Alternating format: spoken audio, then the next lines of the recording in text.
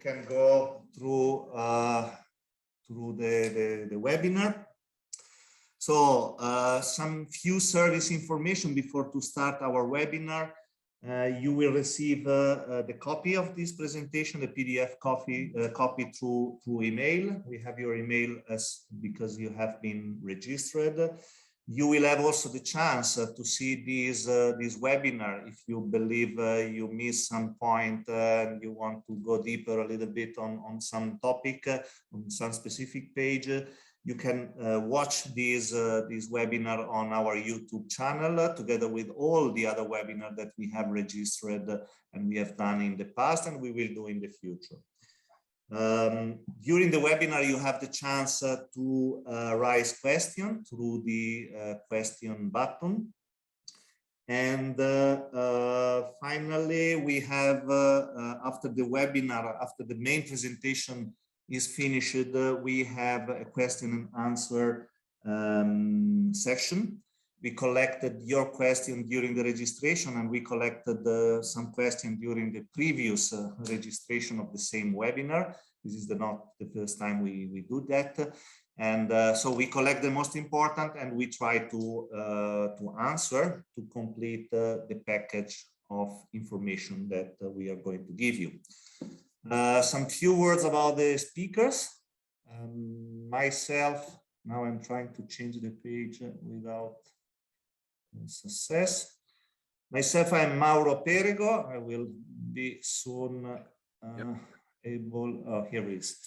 Mauro Perego, I'm sales director of GMI. GMI is, I will come later very shortly to a short presentation of the company. And then we have Tino van de Capelle, our functional safety director. It's also very well recognized, the functional safety expert in our environment. I know him since more than 20 years, and I'm glad we are working together and we will work together in the future. He will spend some few words about him. He is, as said, our functional safety director, and together with him at GMI, we deliver a lot of information about functional safety to the automation world through this webinar. In the past, we used to do a lot of webinar, a lot of seminar in presence at many customer sites. And what we are also doing is functional safety training according to TUV program, which we will talk later, so I'm not spending too much word. Before to come to the topic of today the topic of our webinar is functional safety assessment. It is one of the topics within the range of functional safety. We do also webinar, on different other topics like intrinsic safety, application of our specific application of our equipment. So I invite you to have a look to the website and to check out whether there are other webinars that you could be interested in watching and in participating. Just a few words about the company. GMI is manufacturer of field interface, which is specialized in intrinsic safety and functional safety. You can find GMI equipment within different kind of package, automation package like DCS, ESD, fire and gas, and so on, and within different industry like chemical, petrochemical, pharmaceutical, and so on. Not going to read the contents, just would like to highlight that we have really long-term experience in intrinsic safety and functional safety. We have a production unit here in Italy where we do 100% of our production, but of course we are present worldwide. This is just a slide showing that we are a relatively small company, but really very organized and distributed worldwide. These are just some few numbers, including these 25 functional safety, intrinsic safety, and cybersecurity training that we will talk later. Still, we are able to deliver to the world this kind of training, even we have a lot of limitation in traveling, but we do that online. But we will talk later again. And if you are interested in this functional safety training, you just drop us an email, you will get our contact later, and we will support you and provide you all the necessary information. So again, as promised, I will be short. As GMI is focused in safety, which means protection of human life, environment, and assets, important assets of the customer, the quality for GMI is not an option. So from research and development to after sales support, passing through the production, we have always in mind to do something with the highest level of quality. We full test our products before they leave the premises, as well as we are able to trace all the product, starting from raw material to the final product that we deliver to our customers. Of course, this is not because this is said not because we say, GMI say that. It is also certified by third party, and so we have all the kind of certification needed to fulfill all requirement and regulation for waste material, for quality, for occupation and health and safety, and so on and so on. As well as we have all the necessary certification to be allowed to install our equipment in any regional area. So we have certificates for Middle East, we have certificate for Russia, and so on and so on. Again, as promised, I will not take too much time, because I need, we want to now to leave Tino to enter into the detail of our topic today. Just a very last slide to mention. This is just the bullets representing the kind of portfolio we have as GMI. So you see we deliver intrinsic safe barrier, safety relays, isolator, as well power supply system, multiplexer system. Since we deal with several main automation contractor, we have also customized the termination board to interconnect our equipment to the various DCS and ESD system. And finally, we have our multiplexer, switch protector. All these equipment, either they are functional safety or intrinsic safety, or both of them. Finally, the last bullet is not a product. It is not material. It is a product we sell. We sell functional safety training. We deliver to the automation world knowledge in intrinsic safety and functional safety. Today webinar is one example, but as said, we are also doing trainings within TUV training program. And finally, I did not mention so far, we cover also the cybersecurity topic. Maybe before the end, we will spend some few words about that. But as promised, this is just a list of customer and kind of customer we have. You will have that anyway with an email. Within the email, you will have the presentation, and so you will have a possibility to have a look on that. As promised, I leave now the speech to Tino to enter into this in today's topic. Okay, thank you, Mauro. Good morning, good afternoon, or good evening, wherever you are. We have lots of presence, people logging in for the webinar. Thanks to GMI, thanks to Mauro for the introduction. Also, thanks to GMI for giving us another opportunity to share some of our, let's say, know-how on the functional safety standards. Today's topic is called functional safety assessment, which is certainly not technical. That's the management item from a standard, which is by edition 2 of the SIG 1511 is now a mandatory requirement to execute all 5 stages of the functional safety assessment. So as Mauro was saying, we have a Q&A button on our webinar. That means that if you have an additional question, you can actually ask it in the question entry box. Mauro will monitor them. If he needs to stop me, then he will interrupt and I can try to see what the question was and try to answer, or we leave them for the end. We also collected some questions during the registration form that some of you had. I picked some of the more general questions out of there and I prepared already an answer, which is really coming on a second presentation. The picture you see over here, or the graphic you see over here, is nothing more than the life cycle of the SIG 1511. And the life cycle of the SIG 1511, for those who are not familiar with the IEC SIG 1511, this is the application-oriented standard for the process industry. Process industry is still the oil and gas, chemical, petrochemical, but we also added, in addition to, we have now new field of, let's say, applications to it. We have pharmaceutical and we have food and beverage. So it's still the dedicated standard for the process industry. And the principle of the guidance is, of the good engineering guidance, is that once you start to follow this, in the hope you will make less human mistakes during your activities. That is the backbone of also here the system. We show here a life cycle concept, which you see all those different numbers in here. We call this phases. And phases are nothing more than a certain work activity that is described.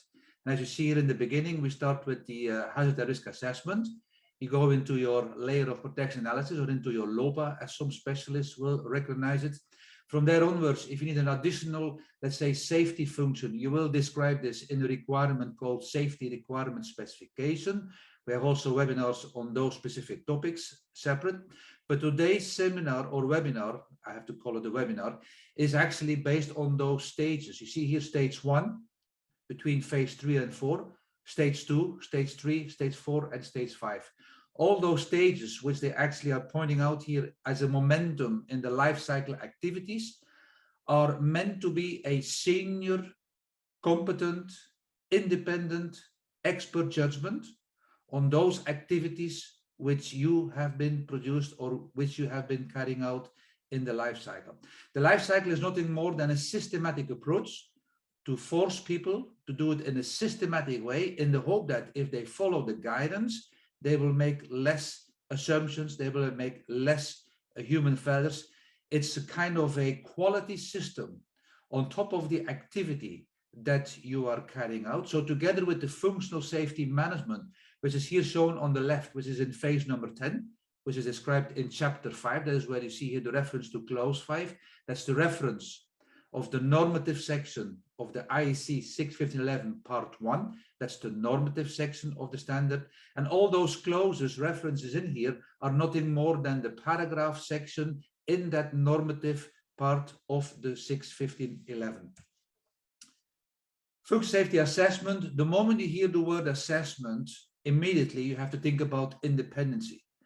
The people who are doing the work are not allowed to prove that the work is done correctly themselves without an additional independent expert judgment. And the independency is also important here. Independent doesn't mean to be your best friend who will cover up for maybe some mistakes you have been doing. In safety, we don't really support that. For a safety culture, we like to see some senior competent person. Of course, the senior person needs to have competency, know-how in the activities that you have been carrying out. Otherwise, he or she cannot make an expert judgment. But the competency for us, competency is always measured in 3 different, let's say, milestones. And the milestones are for us always, are you formally trained in the activities which you are accountable or responsible for, is the first question. And if you were trained, the second milestone is, can you prove to us that you have gained some know-how on that formal training and that you have know-how on the activities that you have to carry out? And the third point will be experience. Can you prove to us you have some experience? So once you have formal training, know-how, and experience covered, that is what we call competency. So when we are calling a senior competent person, that means that person is formally trained in that activity, is also having some know-how on the activity and can prove some experience before they can call him a senior competent expert. The purpose of such an assessment is that this expert judgment will be based on procedures that shall be defined upfront, and also those procedures needs to take part of the, or will be part of your functional safety management scheme. We have done somewhere else, or we have done somewhere earlier, a functional safety management webinar. And if you're not aware of the functional safety management requirements, I would recommend to go visit YouTube channel and to listen at the recorded session of the FSM. We may do a new FSM somewhere in the course of 2022, but we have not set any dates for that yet. But the functional safety management is again a normative requirement. In short, every supplier of a product or a service in the life cycle shall have a functional safety management and shall prove how adequate you are using it. So the functional safety management is a quality scheme, and in that scheme is described the functional safety assessment, which are the topics for today. The expert judgment, as I said before, will be technical expertise. Of course, that expert judgment will be also based on the 6, 15, 11 requirements. That person needs to have also application expertise and of course also operational expertise before you can make a judgment worth, let's say, the judgment itself. The result needs to be proved that the functional safety and the safety integrity of every single safety instrumented function or safety instrumented system are actually meeting the safety requirement specification. As I showed you in the beginning on that life cycle, let's say, graphic or picture, the stage 1 till 5 were also already present in the edition 1.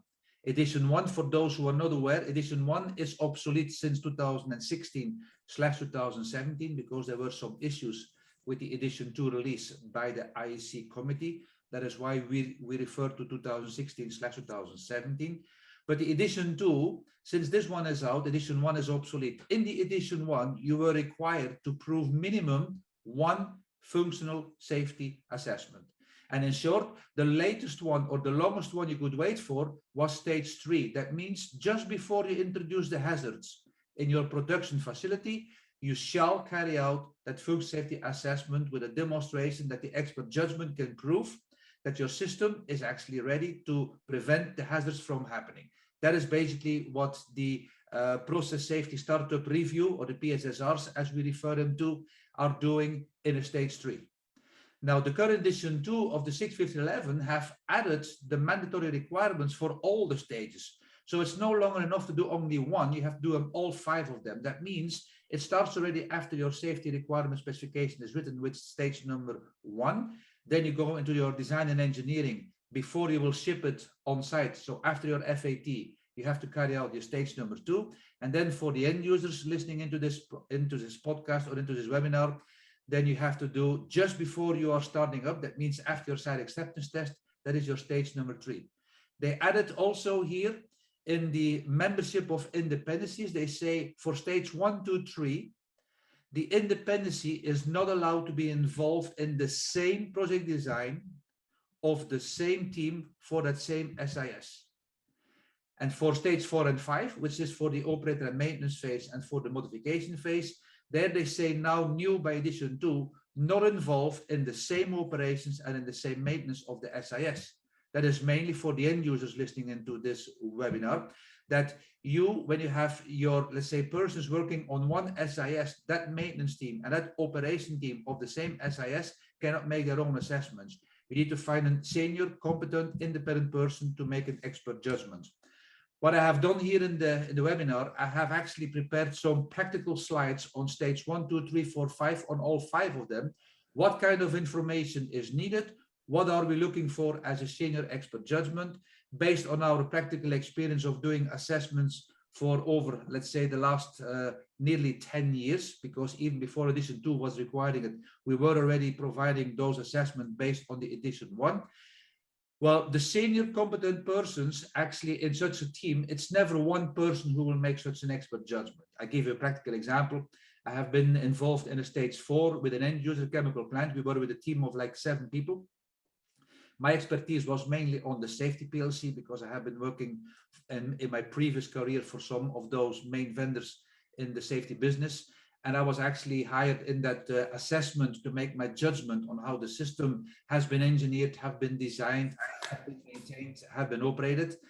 And we were with a group of experts together, where one was a specialist in the valves, one was a specialist in the measurements that was used in that chemical plant. The other one was like the licensed specialist on that type of reactors. So you can see it's not just one judgment for overall, because it's almost nearly impossible to have the knowledge, expertise on all those different items. So it's a group effort. But one of them must be the senior expert, and that person needs to lead the assessment. The senior competent person, as I said, needs to be competent in what he is trying to make an expert judgment for. And the team shall review the detailed work carried out on all the phases of the life cycle based on the functional safety management requirement. In terms of playing with some interactivity with you listening into this webinar, we have prepared here a poll.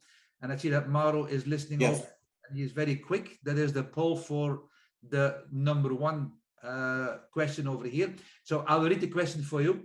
As per the IEC 61511 edition 2 requirements for stage 1, 2, and 3, the senior competent person needs to be independent from a design company. B, needs to be from a third-party independent specialist. C, is an independent from a design team, but is allowed from the same company. D, needs to be a senior member of the same design team of that SIS. And E, is none of the above. If you run out of options to create some answers, we always say none of the above or all of the above, but this is here none of the above. So let me check. We have, for the moment, we still wait a few more clicks. I can see that some people are maybe reluctant to answer. You cannot win a prize, you cannot win money or lose money with it. So feel free to express your thoughts with it, and then we will explain the answer. I think, Mauro, they start to slow down with clicking. Yes, so we stop it right now. And shall I show the result? Yes, please. Yeah, here where it is. Okay. So we see here that the majority is saying that that person, senior competent person, needs to be independent from a design team, but is allowed from the same company. And I'm happy to say that this is indeed the only correct answer. There is no reason in the standard mentioned why there should be a third party independent specialist. Of course, if you don't have the own expertise in house, you may seek some third party consultant or independent specialist to help you, but there is nothing in the standard mentioned that this has to be done by a third party. And then the last one, well, none of the above, of course, was not correct. The other ones, of course, are not correct. Also, an independent from a design company, there's no mentioning in the standard. Standard is purely saying from the design team. So you can have a larger company with many different design teams. Well, you can actually make assessments from each other's work. There's no reason why you should not be able to do that. Okay, I will stop sharing, Mauro, if I'm allowed, and I will continue. Right, so the life cycle again is pictured over here, or is shown over here. And you see here the yellow ones. We will now build up a story for stage 1, stage 2, and stage 3. And that is the first one, which is stage number 1. Stage number 1, once your safety requirement specification is complete. And I give you a practical example. Let's assume that you are the end user. You assign the job to an EPC contractor. The EPC contractor has actually writing a safety requirement specification. How, if you are the customer, how do you know, or how do you get a good feeling that the EPC contractor's document is, 1, accurate, is 1, complete, and is also the one you need for your safety system? I mean, it's not because of the weight of the paper or the number of pages or it's purely the content quality. But how do you judge that? If someone gives me an SRS and I'm working in this project and I have absolutely no further information on the project, and someone gives me a document, believe me, after now being more than 30 years in safety business, I cannot judge if this document is actually the correct one that you need, because we need to have some prehistory data and information. That is why here we are saying typically what I would hint, what I would also require that I would have access to, I would like to have the HAZOP leader, because as you know, The number one phase in the life cycle is called process hazard risk assessment. The majority of the projects will start with a HAZOP. A HAZOP is there to identify which hazards you have in your facilities, what are the potential deviations from process design point of view, and what are the potential consequences you can have. And based on the consequences, and based on our analysis on frequency and our consequence itself of the particular hazard analysis, well, there we will decide based on our risk criteria, which is a tolerable risk, can we accept this, yes or no? That's actually a very detailed study with a lot of information in there. And the report of the HAZOP may just say, look, we have that type of consequence. We will try to prevent it by this actions are required. We have to build this or this or this, let's say, specific solution in our field. So when the HAZOP leader could actually help me reading what specific safety loop is preventing which hazard, because every single SIF, every single safety implemented function that is described in your safety requirement specification shall also identify clearly what hazard or hazardous event is this safety loop being built for. So when the HAZOP leader sits together with myself, if I would be the functional safety expert coming to make a judgment on your safety requirement specification, well, if that HAZOP leader can read the safety function hazard definition, that person can maybe recall what specific item has been discussed during the HAZOP, because the HAZOP result will not explain me how they came to that decision. That is one example. The second, providing you have done also some layer of protection analysis, because some companies are reluctant to do that and they are going another approach. But if you would carry out some layer of protection analysis, which mind you, edition 2 is very strict on when you are allowed now to claim this risk reduction factor 10 for a non-61511 control layer, like for a BPCS, DCS, or for normal PLC. Let's just assume that your LOPA specialist that actually came to the conclusion how he or she selected that type of number of reduction for a specific layer, I would need to have that person also in my review meeting, because I may ask some questions, I may challenge maybe that person where the LOPA is maybe claiming for a specific risk reduction factor, because end of the day, whatever LOPA has not covered, the safety requirement specification have to cover. And all I can do then, once I have the HAZOP leader advice and I have the LOPA, let's say, specialist advice, or let's say clarification on some of the items, well, then I can only take the 61511 29 bullets and I can try to find an answer on one safety loop. Are those 29 items shall be described and shall include is a requirement from the standard as applicable? Then I will check how much of those data is covered in your safety requirement specification. We're moving on. We are going here into stage number 2. That means now you have been giving out the safety requirement specification to your system integrator, to your system manufacturer. Those, let's say, organizations will start to build physically some systems. It all depends on the scope of supply. If you only have a safety integrator who is actually building a safety PLC with the marshalling, with the barriers and the isolators and the safety relays of GMI, all of that, well, there we will need to see is what was the requirement to build that system, and we would like to know in the expert judgment stage too. So typically, what we will do, we will come along most likely during the FAT as an expert witness. And we will look over the shoulder of those people who are testing the system. Of course, the reference document that we all will use, both the tester and also the expert judgment, will be your safety requirement specification, because we will need to know exactly the detailed design of your SIS and of your SIF. And there we will try to find out during that factory acceptance test, which is a partial validation, which is described in chapter 13 of the normative requirement part 1 of the 61511. Well, there we will try to find out how good are they testing this. Are they testing according to the safety requirement specification, or is, for instance, this, let's say, FAT test engineer only testing line per line from the logic solver program, which is already in the safety PLC? Those are kind of items that we will look at. We also need to know, of course, the type of safety PLC that is very vendor brand related, but the safety PLC configuration and the application program functionality needs to be according to that safety manual of that safety PLC vendor, because as you may recall, or as you may not know, every IEC 61508 compliant device, including a safety PLC, in this example here, shall provide you with a safety manual and shall explain you what are the restrictions, what are the guidance of installation, of actually programming. All of that needs to be explained in their safety manuals. And last but not least, we will then also make a judgment on how they record their FAT report and also their results. If there are some open items on punch list, those are all the kind of items that we will check in the stage number 2. Stage number 3, we are moving on. We are going on site. We're shipping all our equipment on site. It's all been assembled together with your, let's say, field devices, with your sensors, with your final elements, etc. And here we go over into a stage 3. A stage 3 means for us that is a moment of truth, because now we are just about to start the factory with the hazardous products in my facilities. Before we allowing that startup to happen, we shall carry out the stage 3. And often, as I already mentioned this in this webinar earlier, we call this the PSSR, which is called the Pre-Startup Safety Review. Typically, what do we require when we are actually with a team going for such a stage 3 expert judgment?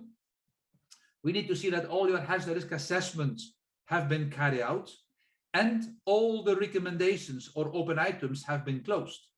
It doesn't make sense to start up if you still have some actions that were not being, let's say, completed because maybe of budget reasons, because maybe of process or production availability pressure that you have to start up.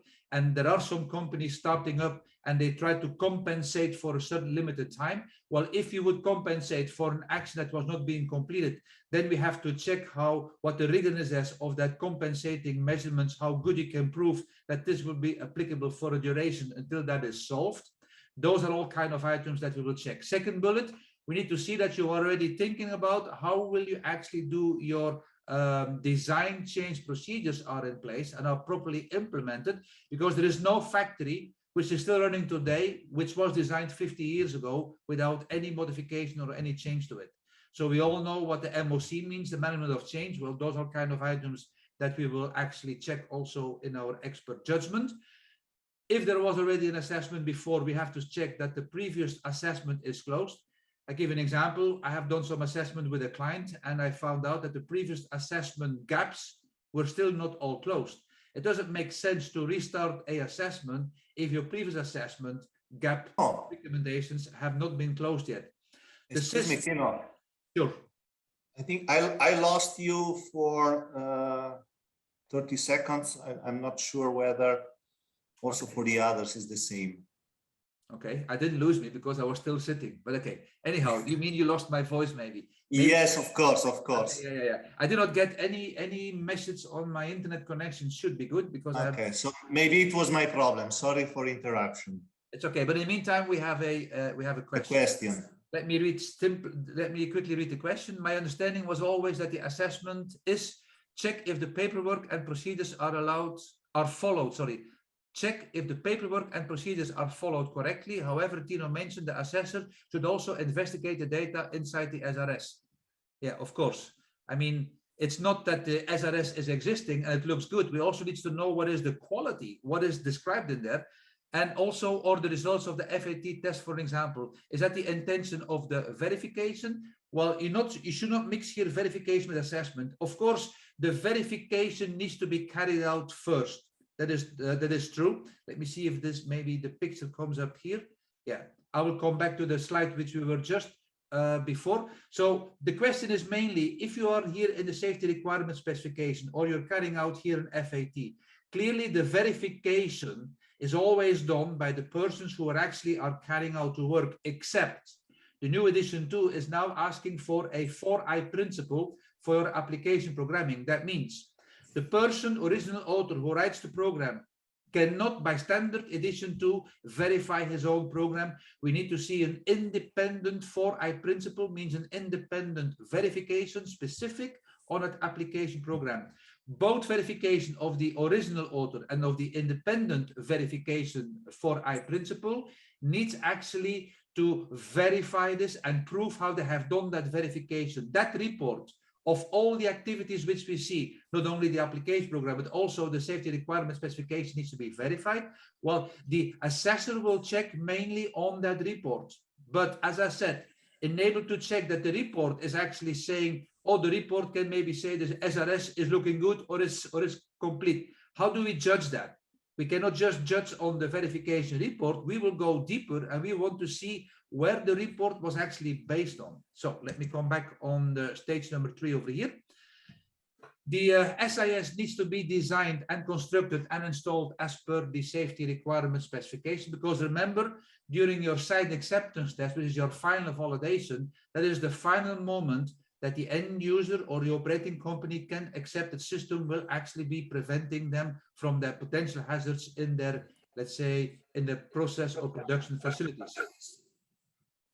We also need to check that the people that are responsible for safety, for operation and for maintenance, and also for the emergency, let's say, evacuation procedure, that all those procedures are actually in place and are up to date, that people know where they are and that they are trained on them. So employee training is all to do with the competency. We need to prove that people are competent before we can start up, and then strategies for implementing further FSAs needs to be in place. Right, Mauro, we have a next poll question coming up. Yes, now I'm launching that. Okay, you should see now. Yes. Okay. So for stage 4 and 5, which is not been discussed yet, that is now coming. The senior competent person needs to be, as per the IEC 61511 requirements for stage 4 and 5, the senior competent person needs to be 1, none of the below, that is running out of options. B, independent from the operation and the maintenance team of the same SIS and needs to be from a different company. C, needs to be a third-party independent specialist. D, independent from the operation and maintenance team of the same SIS but can be from the same company. And E, needs to be from the regulatory organization in that country. Okay, Mauro. Yeah, we just wait few clicks again. We have now, let me wait again few seconds. Okay, I think we can stop here and we can show the results. Excuse me. So the result is here, obviously. I mean, it was also a no-brainer nearly. Yeah. Independent senior expert judgment needs to be needs to be from a separate company. It only is required by the standard that independency is based on from a different operations or from a different maintenance from a different SIS. So that means that the same people who are responsible and accountable for the operation and maintenance of the same SIS cannot make their own assessment. It needs to be done by a separate person. Mar, I will just mute you quickly because you have some background noise coming in. I have muted you, so just in case you want to talk. So the independency is actually purely required that we make sure that when such an expert judgment is coming on your system with the end user, well, that expertise is actually, or the independency is actually from an expertise which is from a different team, from a different SIS. That's not a problem for bigger or larger companies where they have many different teams or many different SIS. Of course, if I go into a small end user plant, I give an example. I was in a tank farm somewhere here in Europe, and the tank farm had maximum 5 people working. Well, one person was everything. He was the operator, and he was also delivering some maintenance on their system. Well, it's clear for that type of company, they cannot have a separate independent person. They only with 5 people, and only one actually was competent to know that system, how to check it, if it was correct or not. So for such particular limited or for such typical limitation in number of staff available, there they will have to seek some external, let's say, people to come and help them, or it can come also from a regulatory body. I will stop sharing, Mauro, and I will continue. Right, 4 and 5, there's a question coming in, but I will wait. I will first do stage 4 and 5, and then I will take the question later. So what is now so special on the stage number 4, which is a senior competent person independent from the same operations and the same maintenance of the same SIS? Well, the item that the IEC 61511 normative mandatory requirement is asking is to prove that you can do this in a periodic fashion. In other words, you cannot do it once and say, then we can forget about it. the periodic, let's say, assessment is very practical for the very simple reason. Your operator and maintenance phase, number 6, is classically when an end user starts up the facilities. Maybe that facilities has a lifetime of maybe 20 years, 30 years, some of them 40 years, some of them even longer.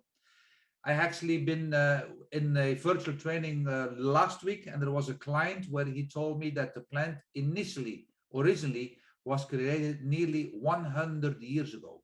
So it actually survived also the world wars, and it has been, of course, modernized. It has been up to date now, but that is how long some of the initial design of the plants are there. So it's clear if you have, and I make a simple example, let's assume that your factory or your production facility has a lifetime of 20 years. It would not make sense to wait until 20 years from now, if you would have started up yesterday and you wait for 20 years, and then you say, let's check if we do our work correctly. Let's see if the verification report can prove that my operator and maintenance people are doing the work as per requirements. And let's make an independent assessment on that.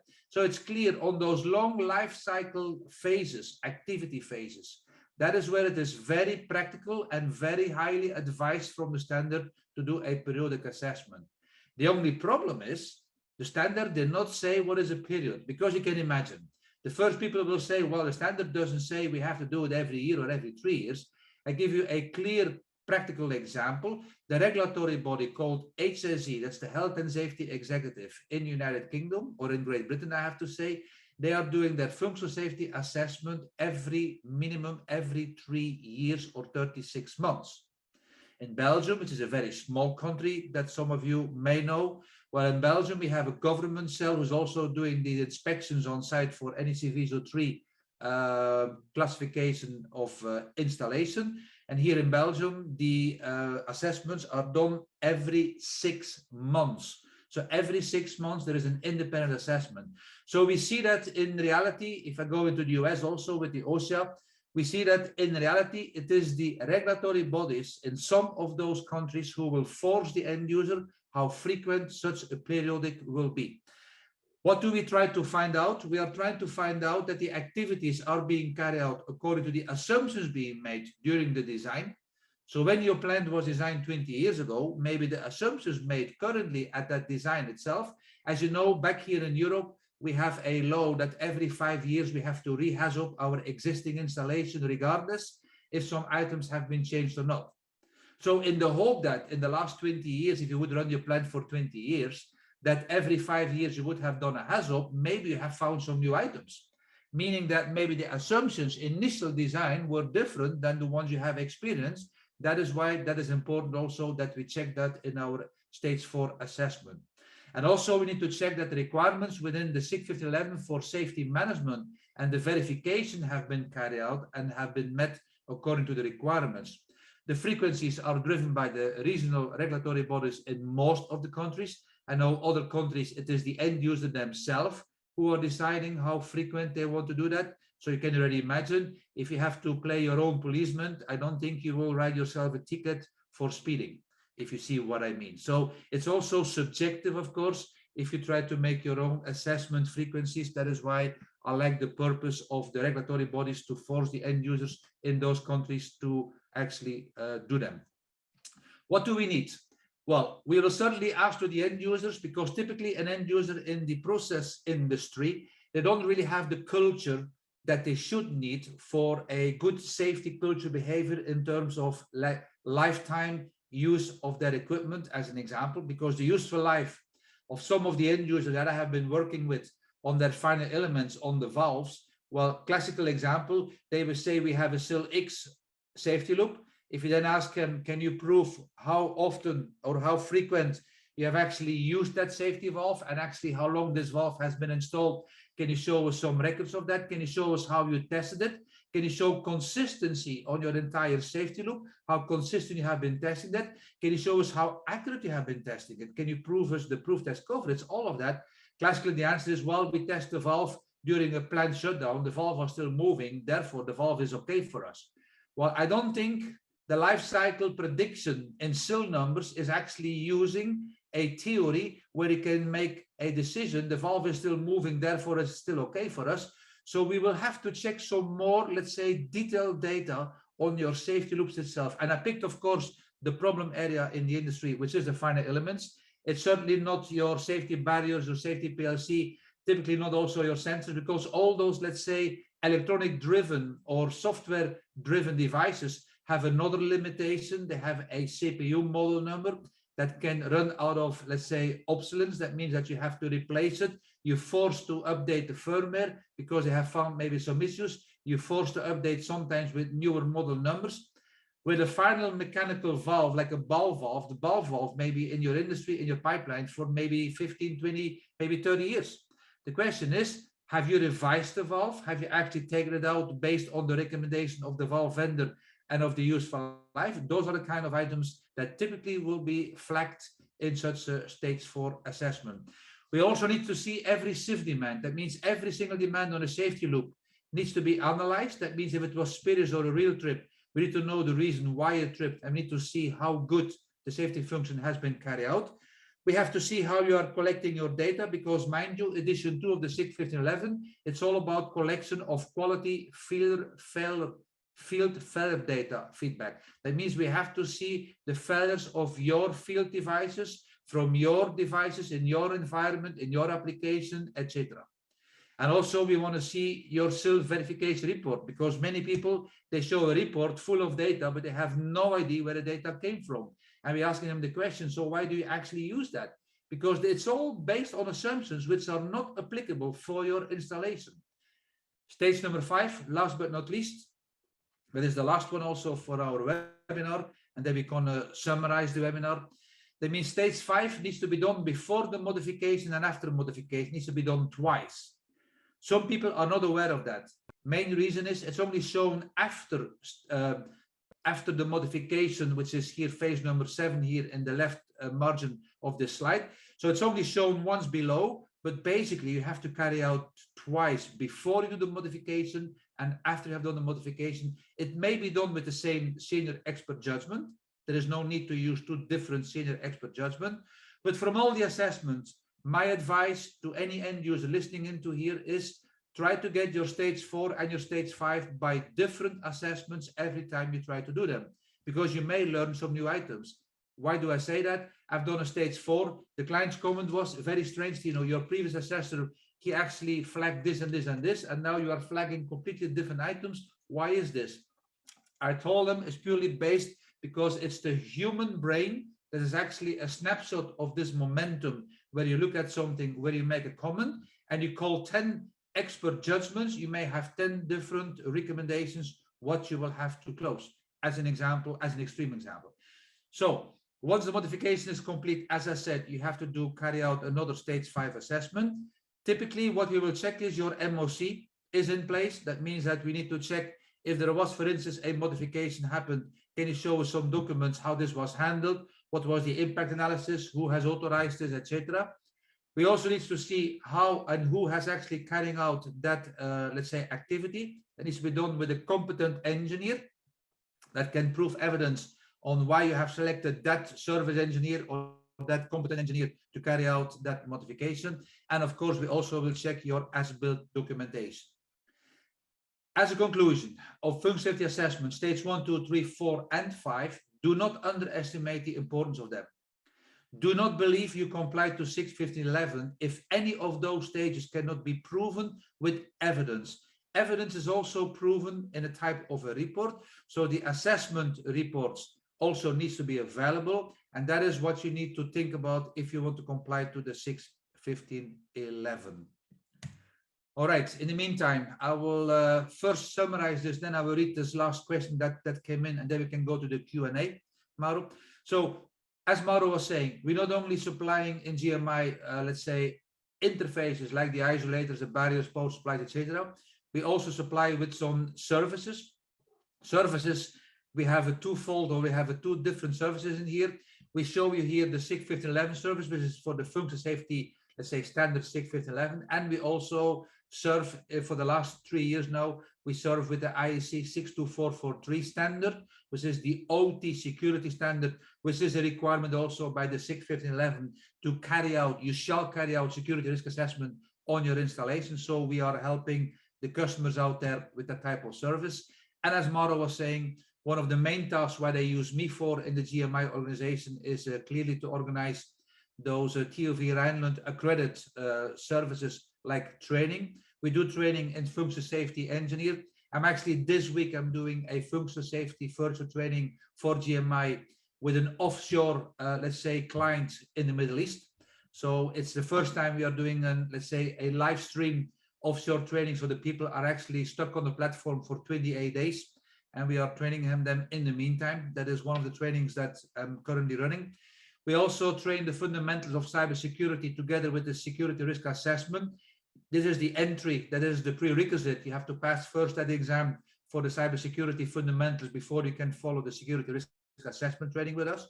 And those are all training that we can prove that we can provide either virtually 100% with a 100% virtual exam, or we can do it face-to-face, providing, of course, the COVID rules and regulations in your countries would allow us.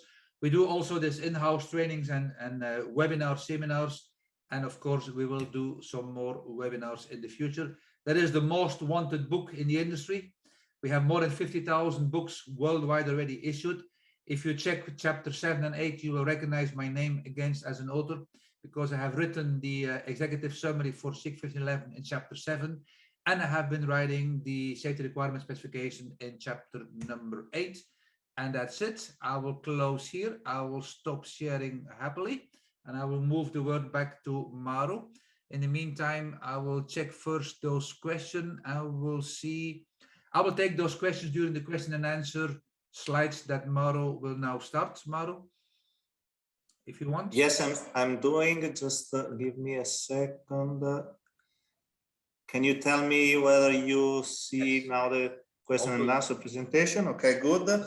So we have, as said before, we have prepared these questions based on requirement that what was coming during the registration. And it's only five questions. So we go through one after the other, plus the two questions which are open so far by the audience. Okay. Let me check still if I'm able to start. Okay, yes. Here we have the first question, Tino. Yes. Would you read it, or would you like me to read it? I will read it, Mauro, thank you. Who will perform the functional safety assessment for a SIS project and for an SIS system? Question mark. Yes, Mauro. I assume that in the last, let's say, 35 or 40 minutes, I'm always running out of time. In the last 40 minutes, I have been explaining this, but I will repeat it again here. As shown in the webinar, that depends, of course, which phase activity of the life cycle of a SIS project you are referring to. As I showed you, from phase 1 all the way till phase number 5, that needs to be done with an FSA expert, which is independent from the same design team, from the same SIS activities. That is for that phase 1 till 5, as you can recall in the webinar. And if it is for an end user question here, well, if it is for the SIS, let's say, project with an end user itself, all the way from phase 6 till phase number 8, which is the decommissioning phase of the life cycle, there it is an expert judgment that needs to be done with an independent person, independent from the same maintenance and the same operation of the same system. So the question was answered already in the webinar. I just repeat it here, because those slides will also be sent to you in a PDF version. Yes, Mauro, thank you. Sorry, I'm not sleeping. I'm trying to move on. Okay, here it is. It's a delay. It's a delay in the sharing and in the slides. Okay, I would like to be informed about functional safety rules and certification. Thank you, Mauro. Right. Well, it's all about on how you try to read this. So I'm trying to be, let's say, neutral in my answer towards vendors, towards certification accreditation. So I just give you what is my, let's say, opinion on this question. In relation to the functional safety assessment, stage 1, 2, 3, 4, and 5, the expert judgments needs to be carried out in order to comply to the 6.15.11 edition 2. However, there is no direct requirement for a certification as such, because the FSA compliance is purely a functional safety assessment requirement based on the functional safety management quality scheme on the standard that is requiring to prove evidence that you have been carrying this out. There is not any word of certification in the 6.15.11 edition 2, nor is the word certification known in the 6.15.08. And I'm pretty sure that now some people will be confused because you see all kinds of vendors that talk about certification, and you may ask yourself the question, why does a vendor try to get a certification when the standard doesn't require that? And I'm talking about the 6.15.08 now. Well, the items that the standards, both the 6.15.11 for the end users, for the process industry, and the 6.15.08 for the manufacturers of an EEPS system, which stands for electronical program, electronical safety related safety system. Well, the manufacturers using the 6.15.08, they are all asked to prove they follow the life cycle with verification, with validation, with assessments, and with audits as a kind of a monitoring principle to prove how good they have been developing the systems, or you as an end user, how good you have been maintaining and operating your systems. Now, although certification is not a requirement from the standard, today you may recognize it, it is mainly driven by the competition. Competition A and competition B is pointing a finger to each other. Do not buy B because A has this piece of paper with this color and this logo. As long that B doesn't have maybe the same color and logo, maybe you as an end user will not want to use it. But that's not 100% all the story. The real reason why a certification third party today is so popular is the IEC 6.15.08, and that is the only requirement that you can compare into a third party. The organization needs to be independent for the assessment, proof, evidence for a SIL 3 compliant equipment. So when you have a certificate, the piece of paper is called certificate. If you would read the certificate, it would tell you that that assessment is based on the 6.15.08. So they have been doing an assessment based on the requirements for the hardware and the firmware software requirements of part 2 and part 3 of the 6.15.08, leading into a report result, leading into a piece of paper with a summary saying you can use this type of interface. It is suitable to be used in SIL X. That is the only way where a third-party requirement is that for an assessment. That is why you see all those logos on the slide of certification that GMI was proving you, because same for ATEX. ATEX is of course a norm, is of course a European, let's say, no, not European norm. It is a directive. I was looking for the English word. Apologize for that. It was a directive.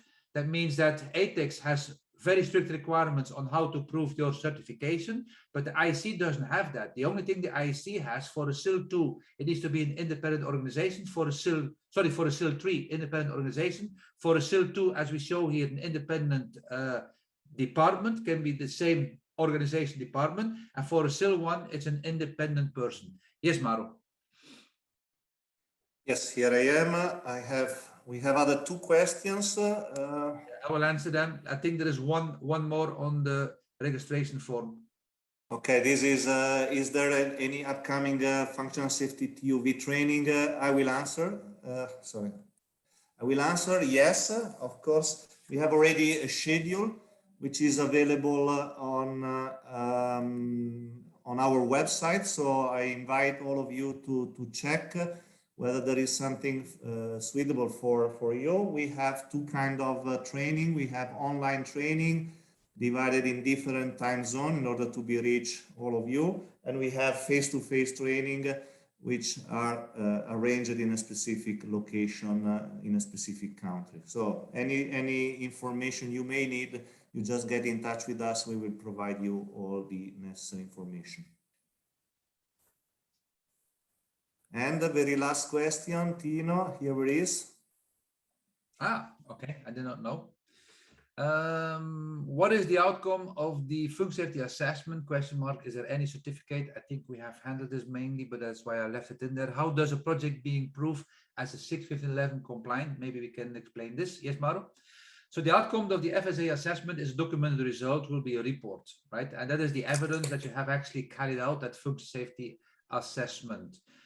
Then there are many factors, of course, that will contribute to comply or not to the SIG 1511. It's not just a function safety assessment. You also have to prove your entire integrity of your system based on your documentation on that type of design of system. You have to prove also, as per SIG 1511 requirement, you have to prove, you have to document the fair behavior of your system in terms of a reliability estimate. That means that is why you do your SIL verification or your SIL calculation on your equipment or on your loops to prove how reliable, how much availability can you achieve with that type of safety design. And of course, the FSM, the functionality management and the assessment are kind of a quality measurement. And often end users, and that is the last bullet here, then often end users would require to certify, for instance, like an application. I give you a simple example. I have been certifying a couple of years ago. It was a HIPS project. So when a vendor supplies you with a device like a smart or a hard transmitter, they may provide you also with a piece of paper called certificate. And when the vendor tells you that device is SIL 3 certified, that's actually not really correct. They want to prove that that device has been assessed according to SIL X, has been assessed, and the summary has been summarized for you on this piece of paper, which is called certificate. What we can certify is a safety function behavior. That means if this was a HIPS project, was a 2 out of 3 measurement, it went to a interlock logic solver, it went to 2 final elements and a 1 of 2 configuration. So we were first requiring all the data of those equipment that they would use, and they would make a calculation estimation on how reliable that system could be. And for that, we could deliver a certificate based on the functionality, which was here a high integrity pressure protection system.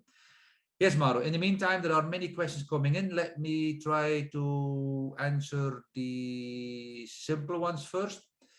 Who will perform FSA in an EPC project? Well, I can only advise you to go back in the webinar because we have explained that it has to be independent senior competent person from an independent design team.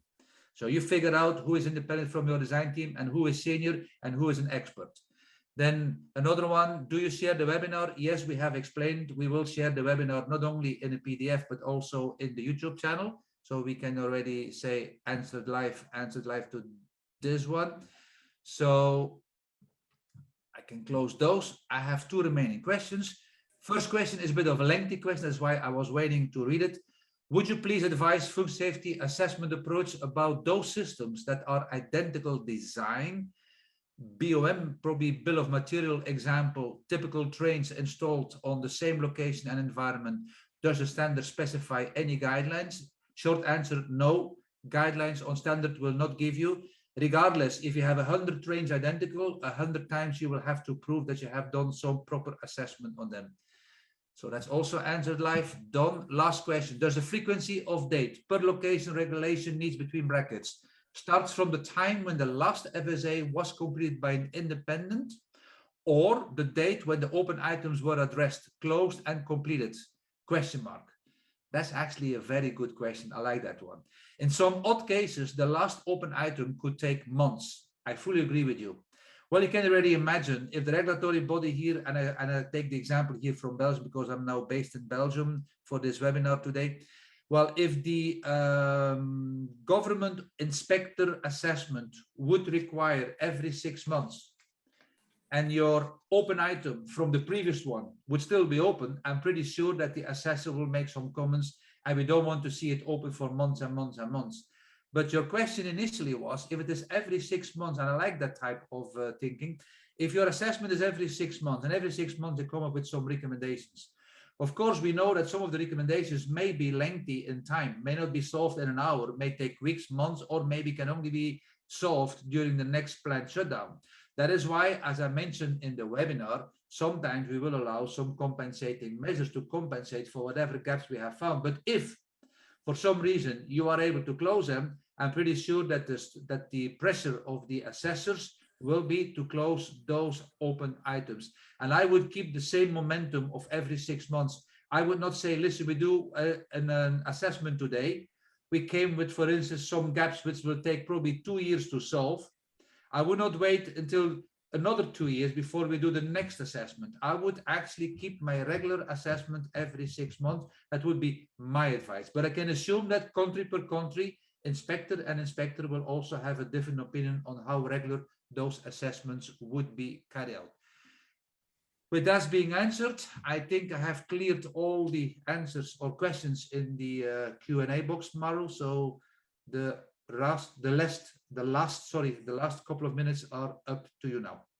Yes, it is just, I would like to take the chance to remind that this kind of webinar you have listened to today, we are repeating that on a regular basis. So my recommendation is to go through our website and to check which other webinars are planned in the coming days. We are touching, as said in the beginning, several topics, starting from functional safety to intrinsic safety, and including also application of some specific item like functional safety relays. So it's or specific application like fire and gas. So have a look to and keep monitor the schedule, and I'm sure you will find something interesting for you. If not, you have always the chance to go through our YouTube website, where you can find the registration of all webinars, including this one. As said before by Tino and repeated also, you will also receive the PDF file of this webinar. We would like to ask you a very last question, and we would like you to rate this webinar today. I've seen that many people joined us, and most of them, all of them are still here with us. So I'm not surprised to see the rating of the answer to this very easy question. I stop it and show the result to you. So thank you very much to all of you for having spent this hour with us. Thank you, Tino, for sharing your knowledge. And thanks to GMI that is offering this kind of knowledge sharing free of charge to all of you. So thanks again. And well, just a second, I see other question. Oh, no, it is just yeah, thank you. Okay. So thank you very much again. And thank you, everyone. And these are still our contact. And